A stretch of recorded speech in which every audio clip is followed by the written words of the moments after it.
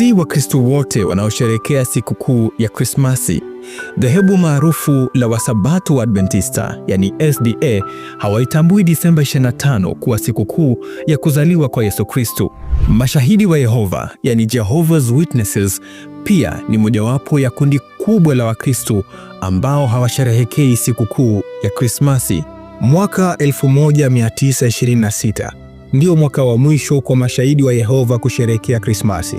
Waliacha kusherehekea Krismasi walipogundua chanzo chake ni sherehe za kipagani na Biblia haijataja kusherehekea kuzaliwa kwa Yesu Kristo. Mataifa ya kale ya Ugiriki na Roma yalikuwa yakisherehekea Disemba 25 kama kukamilika kwa msimu wa winter, yani msimu wa baridi, na kuzaliwa kwa mungu wao wa jua aliyeitwa Mithra. Hata hivyo, Wasabato na mashahidi wa Yehova hawawazuii wengine kusherehekea sikukuu hii ya Krismasi. Krismasi husherehekewa kila tarehe 25 Disemba ya kila mwaka, ingawa haijatajwa kwenye Biblia kuwa ndiyo siku ambayo Maria alimzaa Yesu huko Bethlehemu.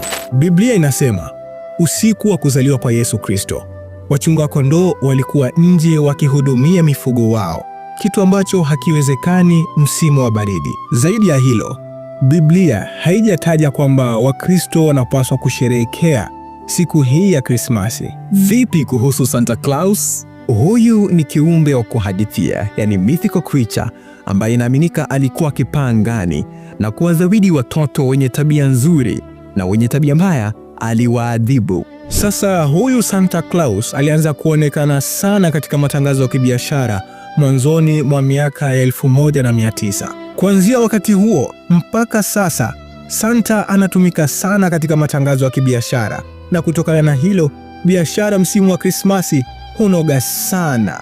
Krismasi huwa ni msimu ambapo watu, familia, marafiki hukutana kutafriji, kula, kunywa na kupeana zawadi. Sasa iwe wewe unasherehekea Krismasi au la, hii ni siku ambayo wengi hukutana kusherehekea.